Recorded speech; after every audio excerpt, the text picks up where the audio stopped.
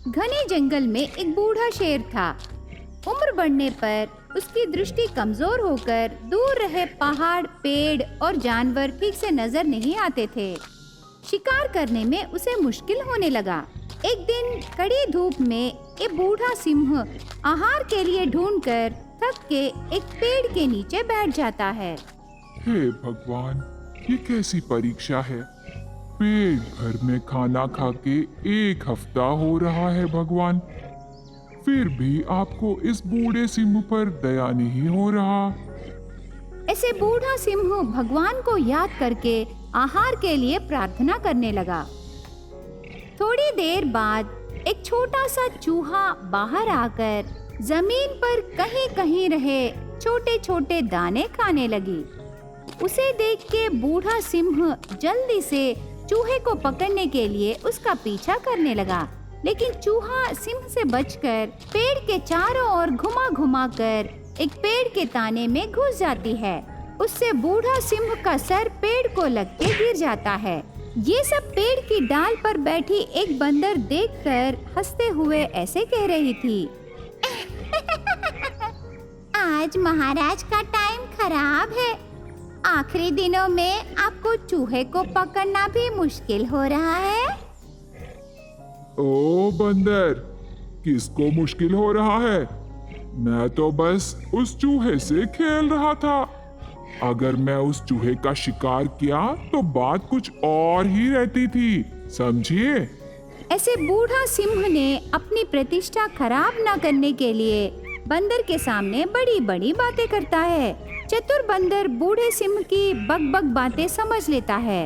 मैं सोची तुम बूढ़े हो गए ना, तो तेरी आंखें धुंधली होके शिकार करने में असमर्थ हो गए। हालांकि हमारे बुजुर्गों ने कहा कि तुम जैसे बूढ़े नजर आए तो उनकी मदद करनी चाहिए। मजाक उड़ाना गलत है बोले। मुझे माफ कीजिए मृगराज। तब बूढ़े सिंह के दिमाग में एक आइडिया आता है। इस बंदर की मदद से सारे जानवरों को आसानी से शिकार करने का आइडिया करता है। तब बूढ़े सिंह ने, तेरी हंसी देखकर मुझे तो गुस्सा ही नहीं आया, पर क्या तुम मेरी मदद कर सकती हो बंदर? बताइए महाराज, मुझसे होगा तो मैं जरूर आपकी मदद करूंगी। तो तुम एक काम करो, इसी वक्त तुम उस पेड़ के ऊपर तक जाओ और मुझे बताओ कि क्या इस जंगल में कहीं मरे हुए जानवर का मांस है? तब बंदर बूढ़े सिंह की मदद करने पेड़ पर चढ़ के जंगल के चारों ओर ध्यान से देखने लगी। तब वो बंदर सिंह से ऐसे कहने लगी, महाराज, पश्चिम दिशा की ओर एक खरगोश मर गई। आप उधर जाइए, आपको खरगोश का मांस मिलेगा। ऐसे बंदर कहने पर बूढ़ा सिंह अपने मन में ऐसे सोचने लगा, छोटा सा खरगोश खाने से मेरा पेट कैसे भरेगा?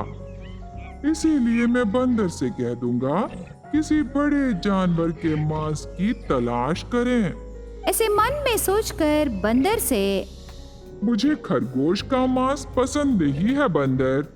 एक बार मैं उसे खाया तो मेरे शरीर पर एलर्जी हो गया।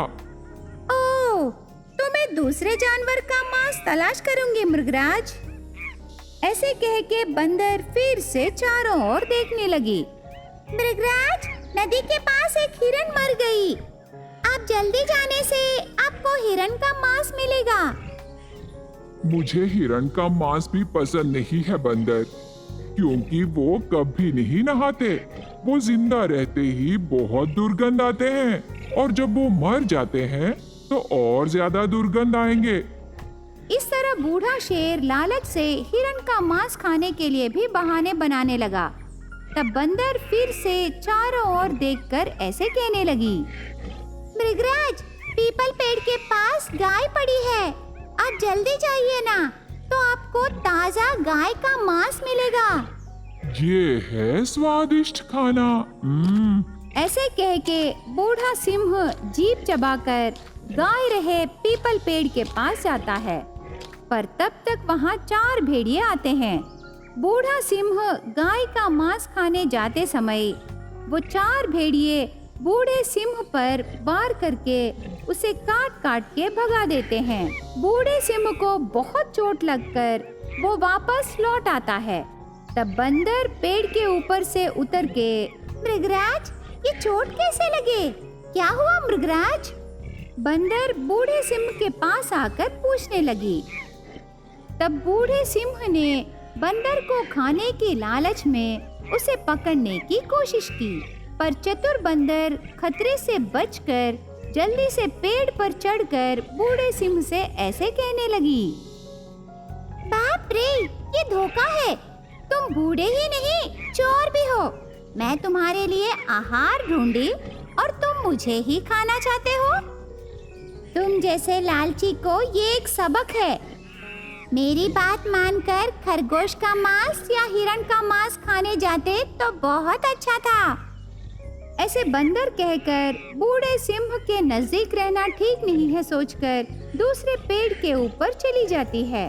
तब बूढ़े सिंह को अपनी गलती का एहसास होता है, पर तब तक खाना खा के 1 हफ्ता होने पर उसी पेड़ के नीचे बूढ़ा सिंह बेहोश होके मर जाता है।